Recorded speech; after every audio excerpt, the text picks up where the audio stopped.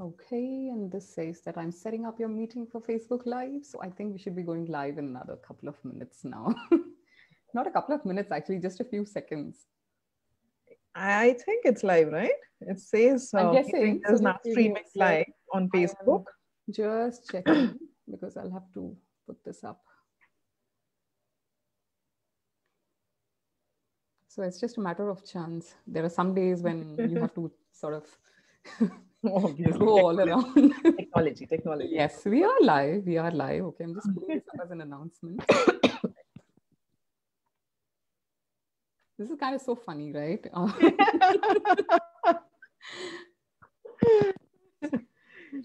I know. It's always funny doing it with people, your family. Oh yeah, absolutely, absolutely. Hi Kunal, how are you doing? I can see Kunal is online. Okay. Hi, Kunal. Yeah, so we have a couple of people, but I am not getting the name. So all right. So yeah, it's a little funny. It's like 7:30 already, and quite funny to have the two of us sitting in like different rooms in the same house. Okay, so for those of you who don't know, Shilpa is my sister. Yes, Yeah. we are actual real sisters, though she looks adopted. But Don't sorry, start it off again. so, so anyways, so I've been talking to her for like a little while in terms of for to get her here because um, I've seen her go through a journey in the last as many years. I think 2016 is when the whole thing really started off. And I just felt that, it would be a shame if I were to not look at what's happening in the house. And we have some stories happening here as well. And I was fortunate to have been able to host my father here during one of our sessions. So yeah, so I'd been talking to her for a while, and then finally we decided to kind of do it this week. Okay, so I'm like super excited about it. Oh, even I'm super excited. It feels like amazing. I mean, it's Yeah, different. I know it's different for you to be on the other side of the table. I know. That's what I'm used to be on the other side, and suddenly, coming as a guest is something which is like, I don't know. It's something. Yeah, I can pat myself on the back for my exceptional convincing skills, but yeah, we'll get to that later. so, so yeah. Hi, Sudipta. How are you doing? Yeah, so Kunal says hi, Dr. Rao, and Sudipta is waving a hi to you as well. Hi, Shilpa. Hi to them. Yeah, hi. Yeah, Teja is online as well. Oh So wow. great. I Hi, think, Tejas. yeah, we have like, we're going to be having like a nice little community of people watching it live.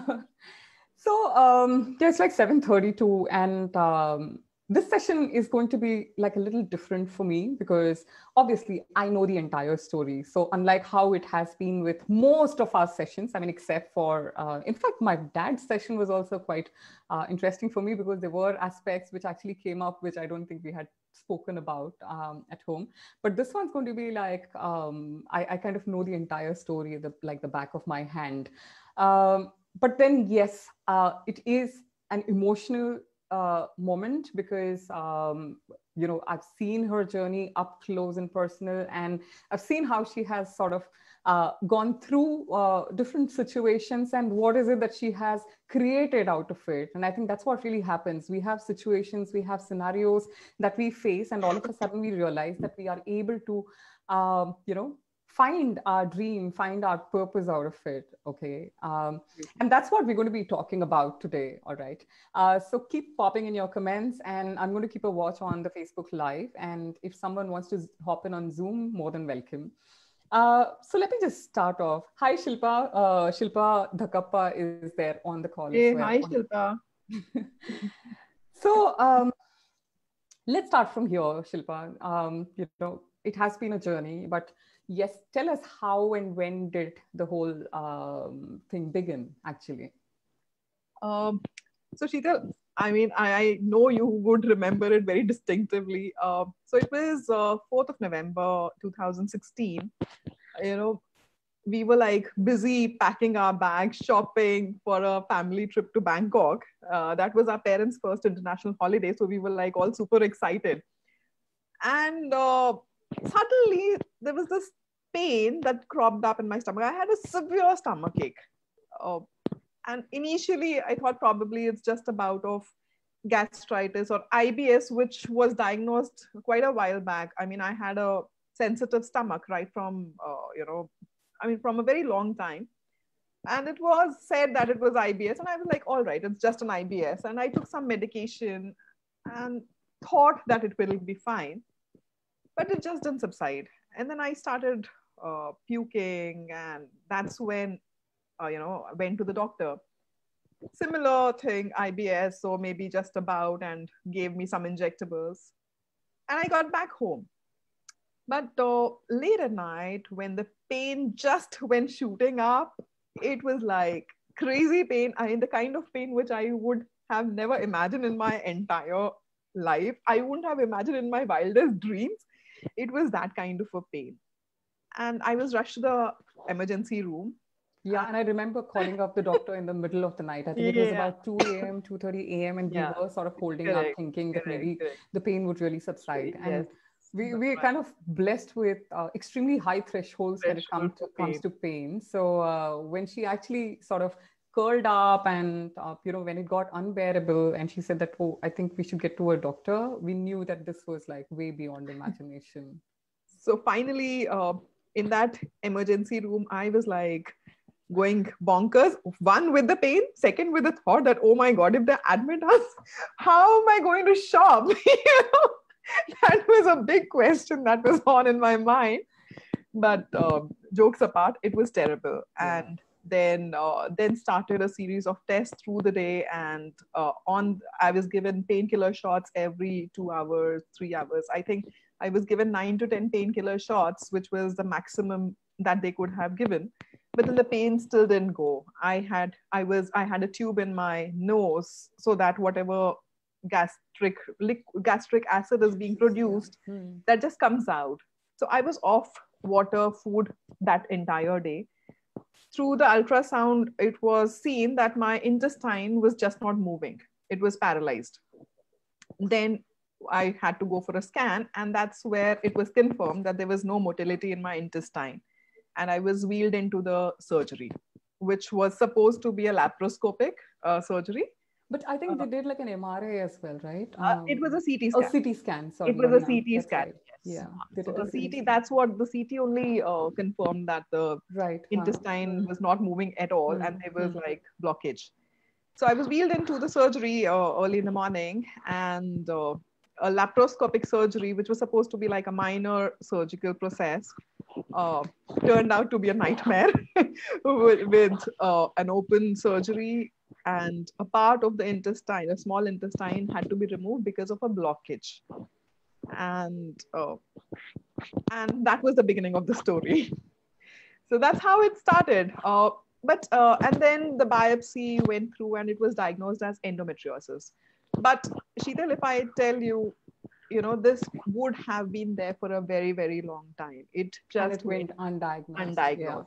Yeah. So the thing is, if you ask me when did it start, then probably it started way back, maybe when I was in my teens. Yeah, and it kept increasing because it went undiagnosed, and I landed up into a position where I should not have. Very true. Very true. So that's how the story goes. That's the beginning of the so-called journey. Yeah, I know. And I so distinctly remember all of us being like so worried, because it just kind of it came out of the blue. We were not like prepared. There was no history that, she was unwell or she had some conditions. And all of a sudden the doctor saying that, hey, she needs to undergo a surgery. And then I remember, she going through the surgery, and for 13 days, she was completely off food and water, and totally. The worst thing was the number of tubes. I think I had tube in my nose. I had a tube, I had a catheter. I had a tube going through my stomach so that the entire bile comes out. So there were tubes everywhere. Plus the surgery wound, which was like really, really big. And it was crazy. It was crazy. Yeah, and the first couple of days, I think she was in so much pain, and of course, every day we were kind of maxing the limit on on the number of painkillers that she could take. And there was this one time when the nurses were just about refusing to give her any more painkillers, and she was still. I mean, I almost felt like she's going to have a baby, It was that kind of thing. And I remember, I calling up the doctor and pleading him that, please, can you do something about the pain? I don't know what's happening to her. Okay. And the biggest nightmare was when the doctor said that, I don't know, I think there's a leakage and we might have to open you again. And I was like, okay, all right, that's it. Yeah. So we definitely had some crazy times during those 13 days, and she managed to actually come back home just a day before Dad's birthday, which was like on the 15th of November. Yeah, 15th November, I came back home from 4th to 15th, I think. Yes, that's right. So, so tell me something. How did you really cope up with the aftermath? I mean, we've seen you. Hi, Shilpa. So we've seen you go through that whole process, but what was really happening to you in the sense, mentally, how did you kind of deal with all the side effects and the pain? What course of treatment did they really pick up afterwards? Sheetal, honestly speaking, the surgery part was difficult. Yeah. Physically, it was difficult because of the pain that was there. Mm-hmm. But mentally, I was sort of okay because I think as a family, we are, we are perpetually positive thinkers, Yeah, and we keep thinking that things are just going to be fine. We're like, okay, we're like the mini versions of James Bond when it comes to, pain and situations. We keep landing up into situations year after year. So it's okay. So I think that was fine. Surgery part was still all right. But what created a problem was the medication that was given to me after, So initially, after the diagnosis of endometriosis, first of all, we were not really sure about what, I knew what endometriosis is, but how severe it is and what is the course of treatment for it was something which I was not sure of. Of course. Yeah. So I trusted the doctors. Honestly, probably for me, that thing is like basic. The trust factor is something which I always had with the doctors. So I had a trust on my surgeon, and he referred me to a gynac, and I was very sure that since he's referred me to the gynac, she will take care of me. And the course of treatment which she will tell me will be, right something treatment, which is going to be good for me. Correct. So she started me on on an injectable called Leupride. All right. Now, if I look in the hindsight, it is something which is the worst medicine to be prescribed ever. Okay, because it has side effects which are permanent. All right. The bone density goes down, and the bone pains are something which are irreversible. Okay, but that was given. I was like, all right, maybe that's going to take care of my problem. And the kind of changes that got into my body, I was pushed into a forced menopause at 36. Yeah. Okay, a forced menopause at 36, where your ovaries are not working and your hormones are not being produced. So I used to have these terrible hot flashes. My mood swings were like crazy. You have seen how it was. So mood swings were like really crazy. And initially, a month was still okay, manageable, and I was going on with the normal rigmarole, the normal routine of the life, and trying to think that okay, it'll just settle down. Maybe in the next month things will be better, and things just got worse. So I was given 4 doses of Leupride, and with every month things just went from bad to worse. My symptoms just kept increasing. My bloating was like terrible. My migraines, were crazy. I was having a migraine every day. Imagine having a migraine every day. And you're working through it all. And I'm working. So I have to keep a smiling face in front of my patients. I can't show my pain in front of my patients. And I have to work on my patients because that is my first love. I want to do that. I can't stop doing everything that I'm doing, And the bloating was so severe that the clothes that I was wearing were not fitting me anymore. And all right, so I went back to the doctor saying that there's something wrong. This is not something which is going right with me. They were like, no, these are just 4 doses. Then you will have to be shifted to oral contraceptive. I was like, all right.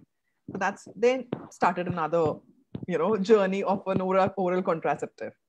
With people with migraine, that is an absolute no. No, that's true. Estrogen pill is an absolute no for a migraine patient. And I started with my pills. And there was a time when I started developing numbness on my face, on my hands. Imagine those pin tingling sensation coming on your face and your hands. You don't know what's happening to you. Yeah, and we freaked out because we didn't know what was really happening. because imagine, in fact, what was scary was that you being a doctor, if there is as much of trauma that you underwent, because you would still know a large part of it. For somebody like me, who's probably a non-medico, it would have been much, much more tougher, right? It's scary because, Sheetal, first of all, these hormone pills, make you susceptible to strokes. Yeah. That is something which all right. So the physician started me on Ecosprin just because he was scared that it's a starting of a stroke which is coming up. Yeah.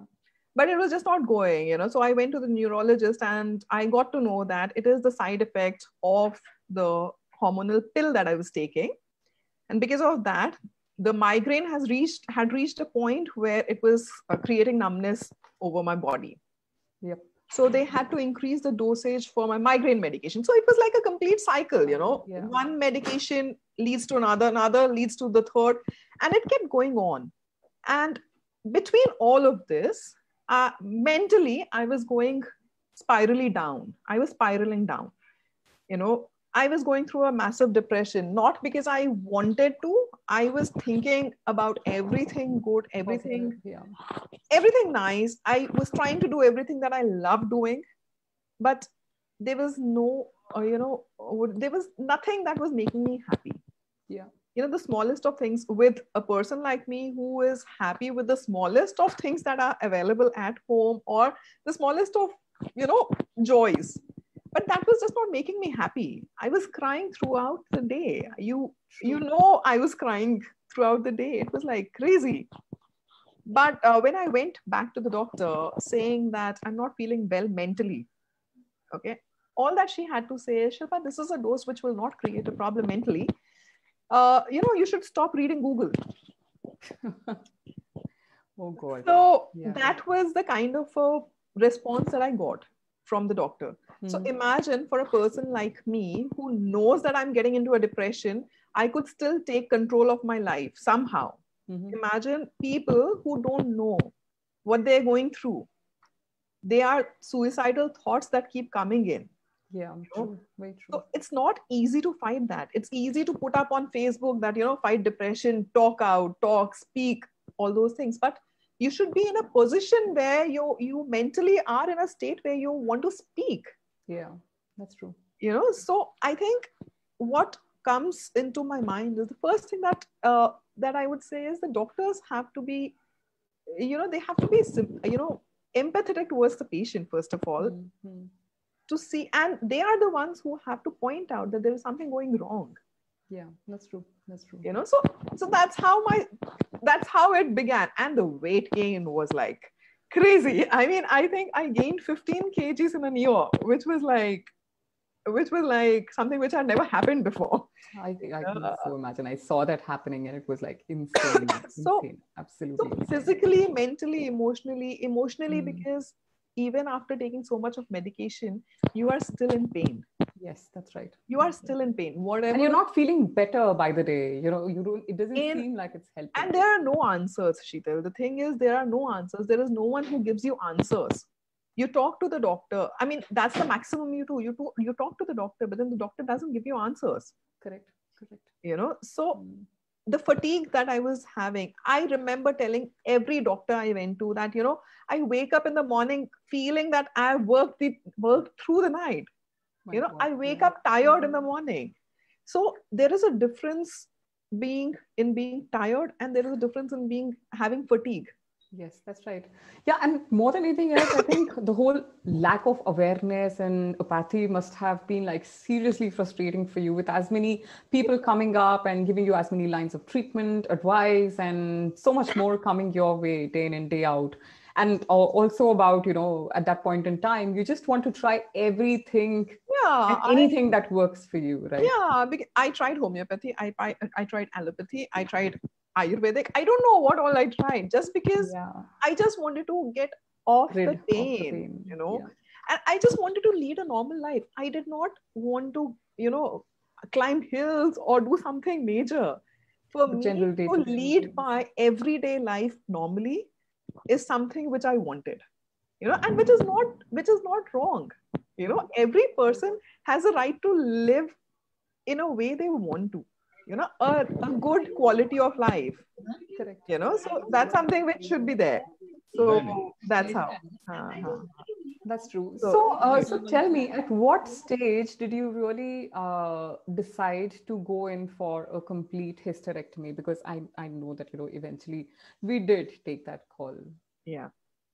Um, See, firstly, the earlier gynac that I was going to, the last straw was after 4 surgeries, when the pain was just not going, Hmm. and I was going through a complete mess, and I had got tired of going to emergency rooms. You know, so at the end of it, I asked her. I was like, if hysterectomy is the only option Hmm.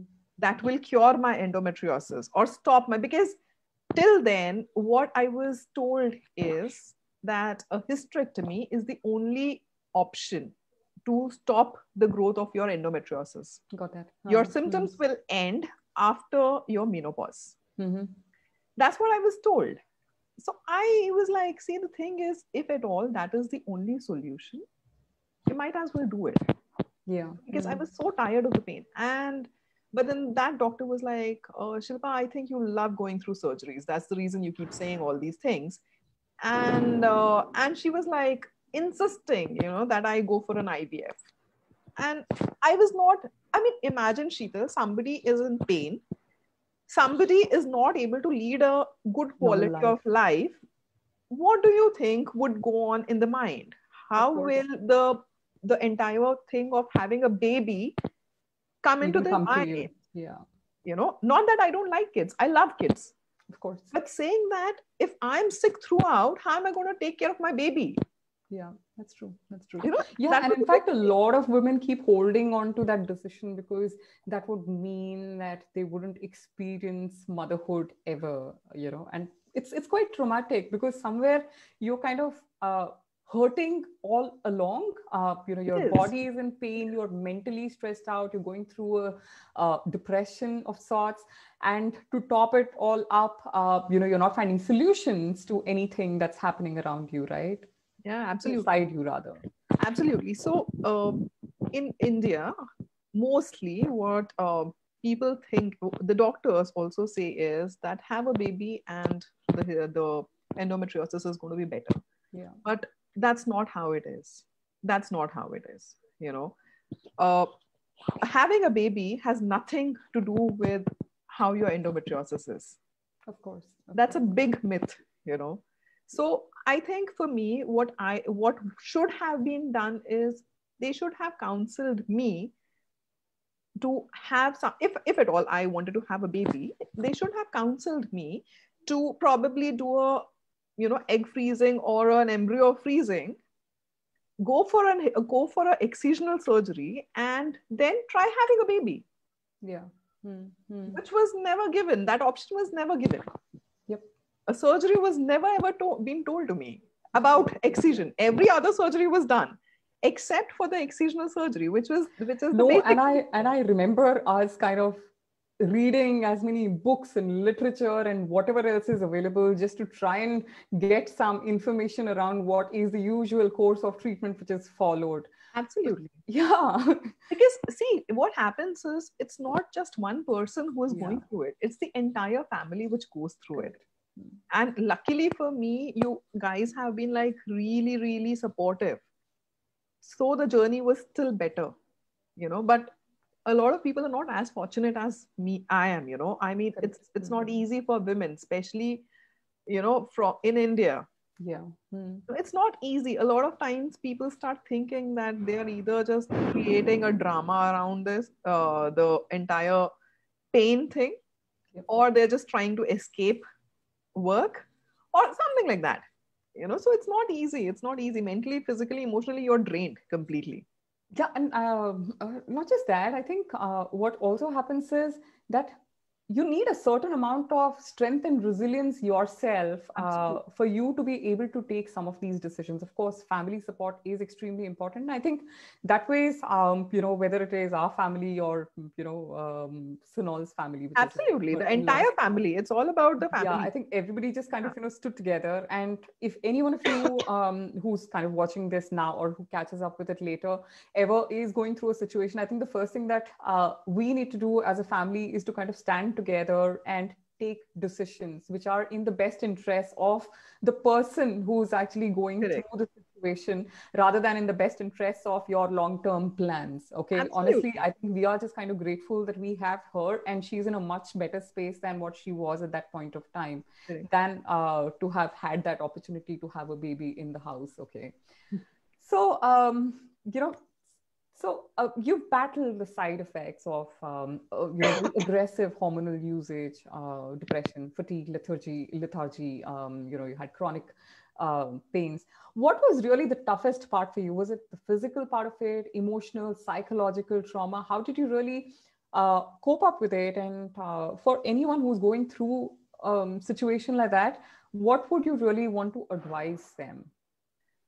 Sheetal, it's a very tricky question.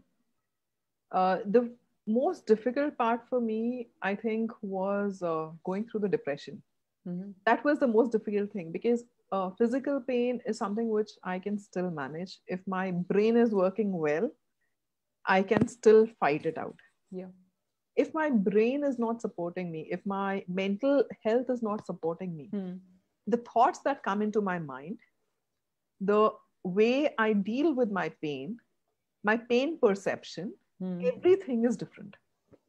So, what I feel is mental health is the most important thing when it comes to fighting any chronic Any disease condition. Yeah. for that Hmm. matter.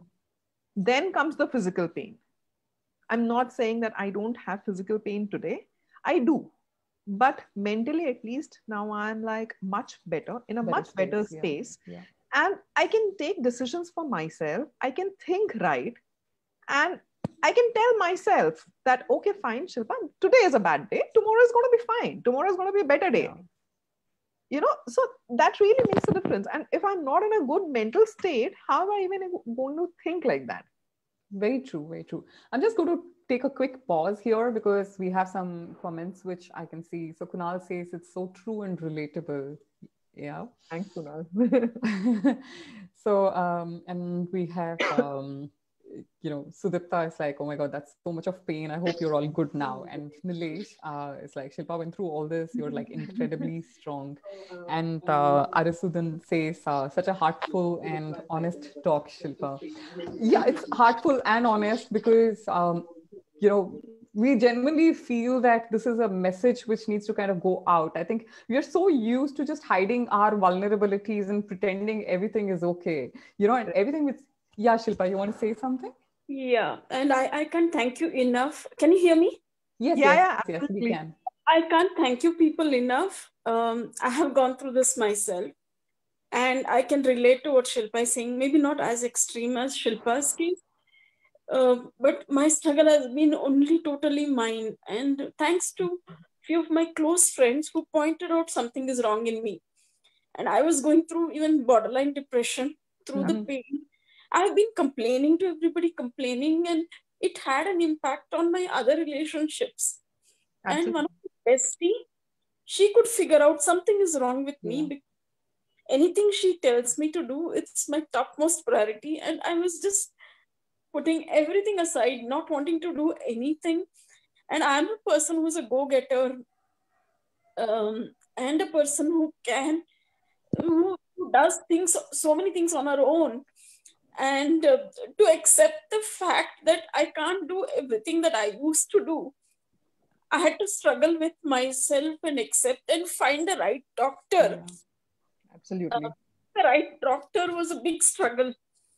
And first of all, you don't trust doctors so much. Yes, we've gone through that journey ourselves. Yeah, that's So right. finding a right doctor who can give you the right advice. Absolutely. No, completely agree with you, Shilpa. When I connected with you, Shilpa and Sheetal, you guys were so, I can't tell you. And the moment I spoke to Shilpa, it was just a relief that For you. I had gone through the struggle, but I went through the right steps, and it was discovered on my own through some sense. Wasn't guided properly, but discovered through my own that there is something wrong with me, and I need to figure out the root cause of it. Shilpa, you are an amazing woman. And you are very we strong. have been kind of interacting with you. Absolutely. And totally understand the journey that you have gone through. It is painful. It is very painful. But just so glad for how things have worked out for you now. And I'm sure you have more reasons to celebrate. And I think it's just only time for you to leave that behind. And yes, of course, you need to take care of yourself, undoubtedly. You know, so that's how it is. But thank you so much. We totally appreciate you saying that. Yeah. So that's exactly what really happens. That, you know, there is a whole lot of emotional trauma that women go through. It's not just about women. You know, when it comes to chronic illnesses, a lot of these chronic illnesses do not manifest because on the outside of it, you look very normal. You don't see bruises, you don't see cuts, you don't see injuries or a plaster for you to probably empathize with the person. And, you know, but within yourself, you're kind of breaking down. And I think we have seen a lot of it happening, whether it is through the journey that Shilpa has had. I mean, I've had my own journey, you know, as I have spoken about earlier as well. You know, again, you know, lupus again as a condition is not really well known. You know, when I got diagnosed, I think everybody was like, lupus, really, what's that? And that's what happens. So any chronic illness, if it is not, it is more psychological as well, because it kind of plays with your mind. Your self-confidence kind of goes down. You are battling different emotional upheavals in so many ways. And if you do not have the right support system, it just gets to be very, very tough to kind of cope up with it, you know. Correct. So Shilpa, coming back to you, you know, we're talking about finding a purpose through your pain. You know, when did that really happen and how? So Sheetal, so last year, July, I went through the hysterectomy. Yeah. And I went through some excision, a part of the excisional surgery, which has happened. But my symptoms were not completely gone. Okay. I was still fighting pain.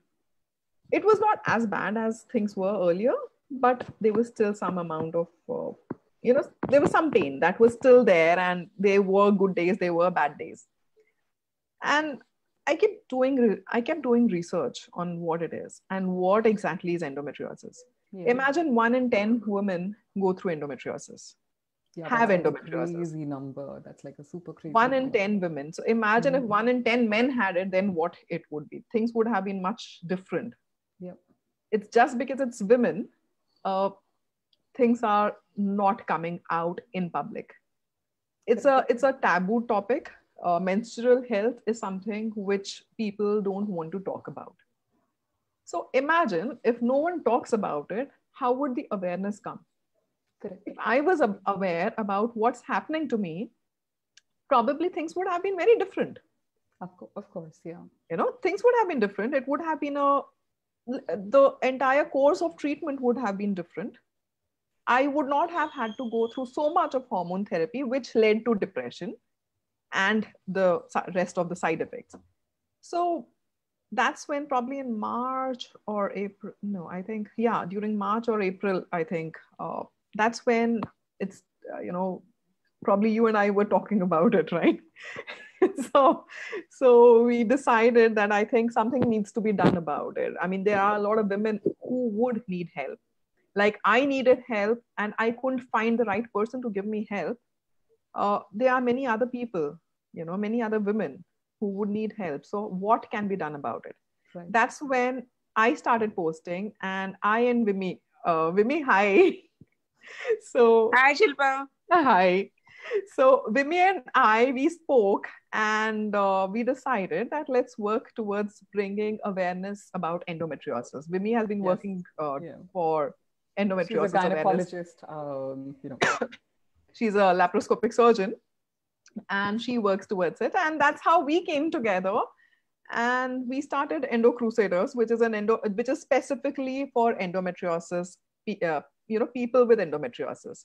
And the and I women think it was wellness. just so much of a chance because Vimy and Shilpa, they both studied together. They were in school together. Schoolmates. Yeah.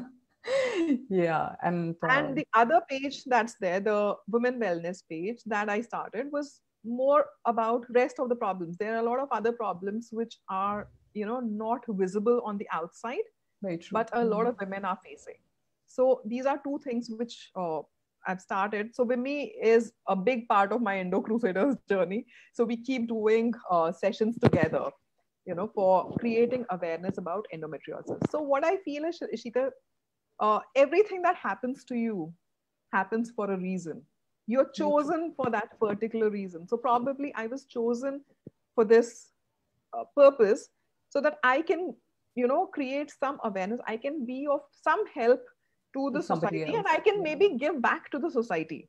That's true. Fine. I have gone through my journey. I am going through my journey. But in this journey of mine, how is it that I can help rest of the women who are going through it? Going through a similar journey. Yeah, that's right. And that is something which probably just clicked. And that's how the journey began, about getting that. And yeah, I mean, I've been a part of a lot of your sessions, and I think one thing which really stands out is the fact that with Vimy being there as part of the group, and of course with whatever networks they all have, they kind of have been able to bring to the table a lot of doctors and nutritionists. So I think it's more of a holistic approach towards dealing with endometriosis rather than just talk about the treatments per se. And Sheila, it's more about guiding. See, endometriosis has a lot of symptoms.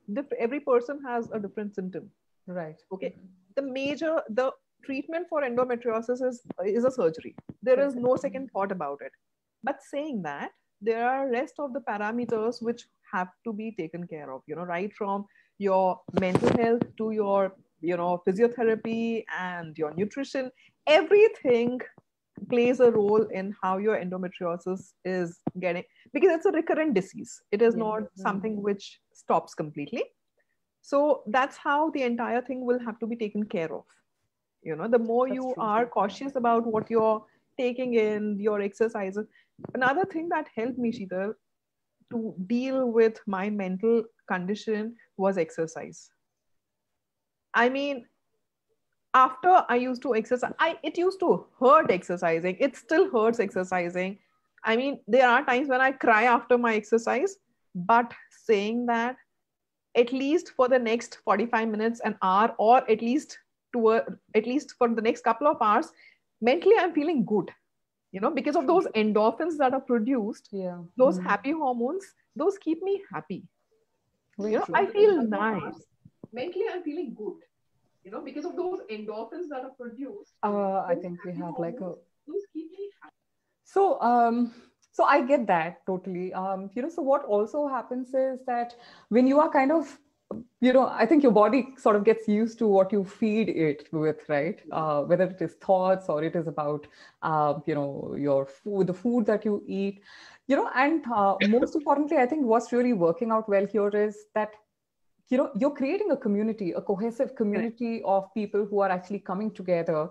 And I think in India, we kind of severely lack the existence of these support groups. Yes. I mean, we know that, abroad you have a much stronger support system because there are communities which are there, which bring people together. I doubt, I mean, unless it is like a more prevalent, prevalent in terms of people being aware. Like say, for example, cancer, you have support groups, there is still like a community and stuff. This is much more prevalent than diabetes. Yeah, that's why I said it's basically about but people don't people know about it. Yeah, that's right. That's right. Because people don't really talk about these things, right? I think that's what really happens. Don't talk about it. That's what. So, so how has your, so what are you aiming for, with all the initiatives that you have started off, whether it is about the Indo Crusaders group or you're talking about, the wellness group that you have or the page that you have created. So what do you aim for?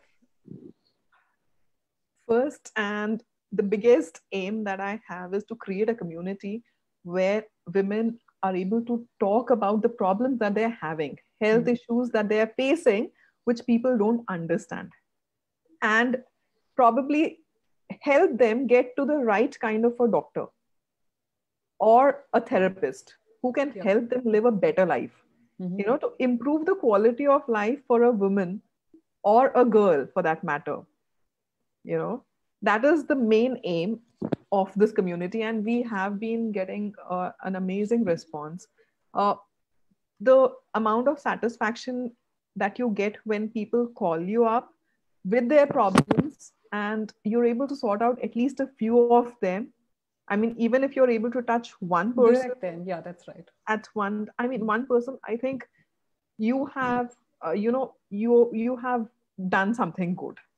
At least one person is getting benefited with what we're doing. I think I don't ask for more. I mean, we don't aim at doing like lots of things, but whatever is possible is what we're trying. I mean, at the end of it, eventually, yes, we would want to, create a sort of a community where we are able to provide, reach the grassroots level, in the sense this problem starts in teenage, a lot of times.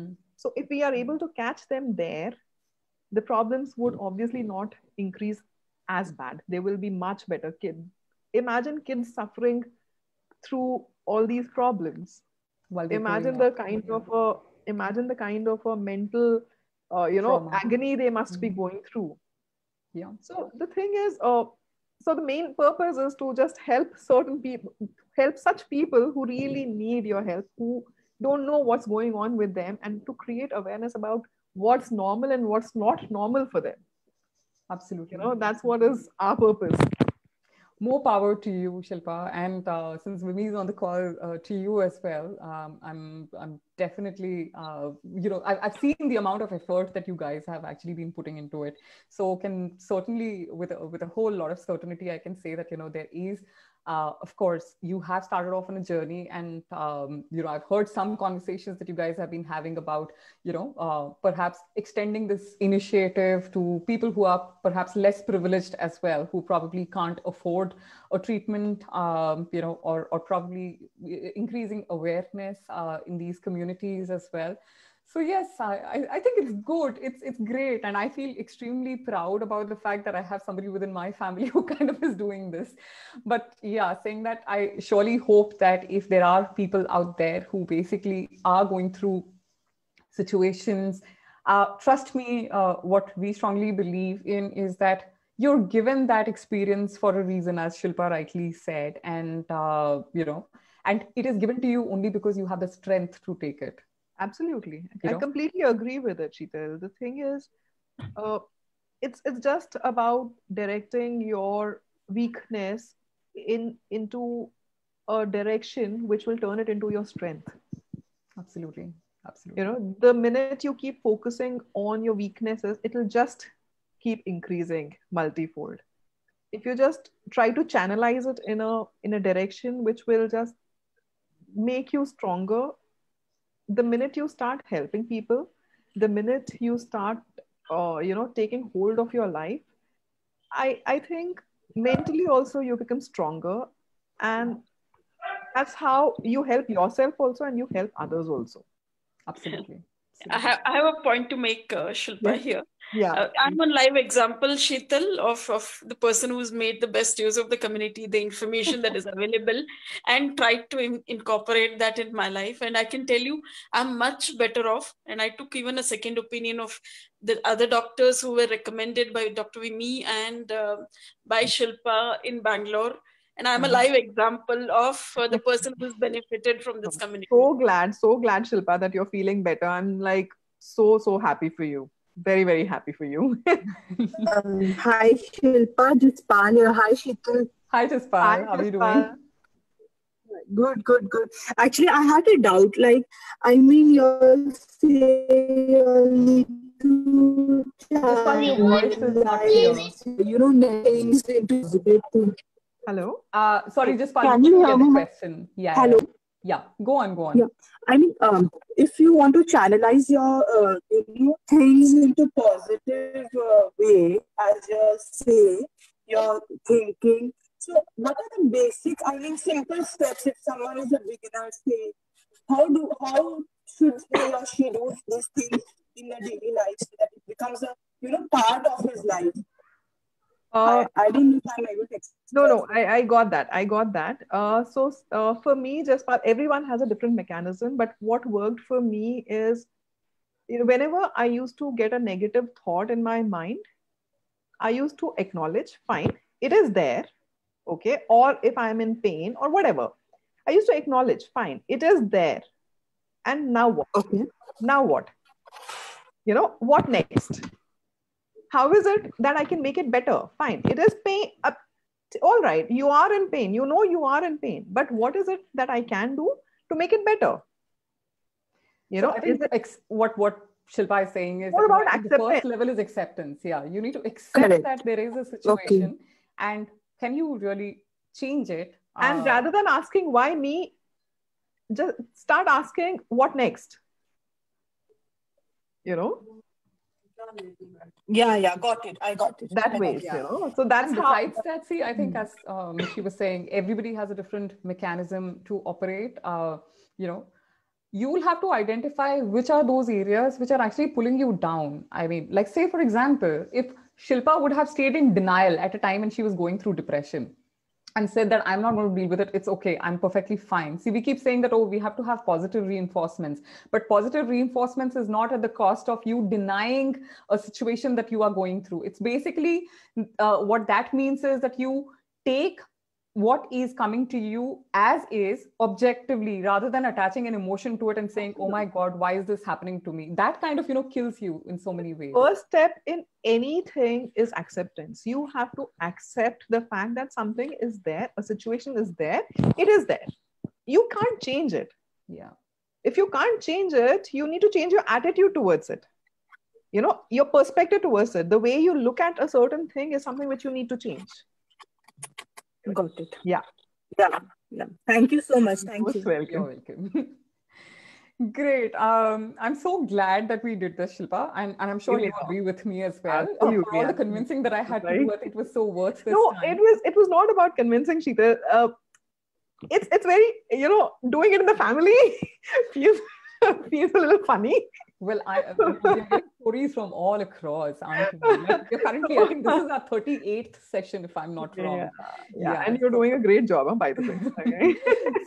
So given that, I obviously couldn't ignore what's happening within the house itself. So to all of you who joined this call, thank you so much.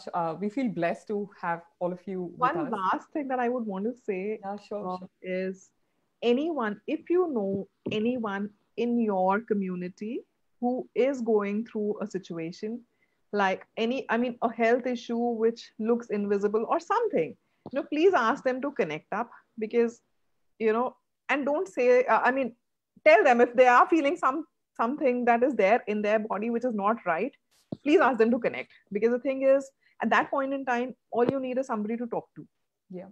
And somebody who would just not dismiss you.